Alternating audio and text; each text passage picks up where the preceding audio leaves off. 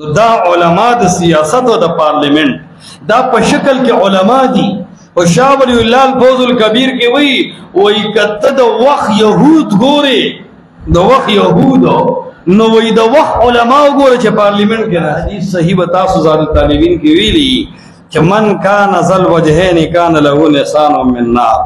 څوک چې دوه مخونه والی تا ته یو خبره کوي ما ته بل خبره کوي او د دې جبه او د زړه تار یو نی. کله کله یو عالم باطل خبرې کوي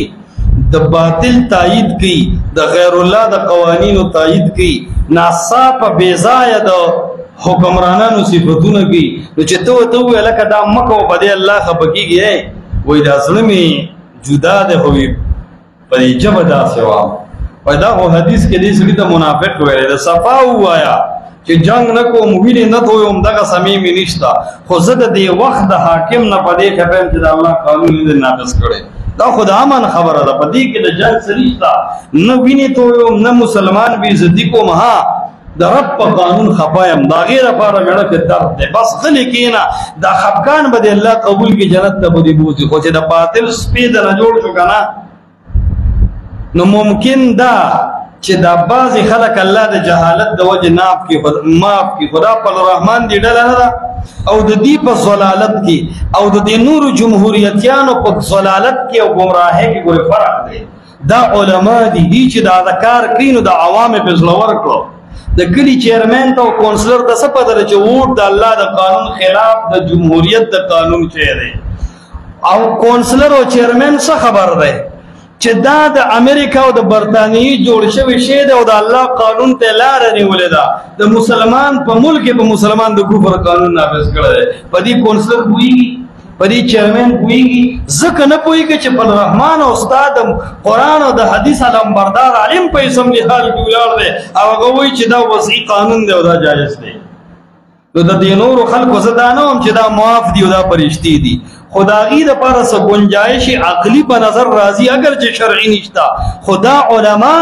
چې دې گمراهو ته ولار دي قسم دې ربنا آتهم ضعفين من العذاب دا جهنميان به جهنم کې وي الله دې اکابر له خودو چند عذاب ورکا دي هم تدا نه وي چې د الله خپل قانون د قران او د حديث تا دا غي مطالبه وکړه غیر لپاره وجاړه دا غیر لپاره لا سجد کړه غیر لپاره مهنت وکړه پاغي کې د حکمرانو امن دي پاغي کې د خويندو میندو امن دي پاغي کې د مدارس او د طلباو امن دي هغه کې د پاکستان امن دي دا خبره خدما ته نه کړي نو عرض دا چې د عالم ګناه دوچن دي او د عالم گمراهي لوی نو دا علما د سیاست او د پارلیمنت دا په شکل کې علما دي او شاه ولی الله الفوز الکبیر کې وی کته د وخت یهود ګوره د وخت یهود نو وی د وخت علما ګوره چې پارلیمنت کې راځي شاه ولی الله له مخ کې ویلو چې دا وې نو دواړه لاس علماء کړو پرې نه دی ګوره خو وی ته چې د وخت یهود ګوري نو پارلیمنت کې هغه علما او ګوره دا بالکل د رسول الله د زمانه یهود دي د سره د اسلام غم نشته دي د خپل کرسي غم وړل د سره د خېټې غم ده د مریم نوازه به غم وړل د سره نور څه نشته اس شیر د بل نشته خو چال ته ګړه بړه ملاو کی بسر و دلاس کی دي او خپل هغه سلفي تصویر و دوی غسا غیر راشي او خان دي او خلک و دلایو کی او درنیو کی روډونه بن کی اختلاف جوړ کی عوام جنگي پاټه زیاتی کی دا بس د سره د دې خبر غم ده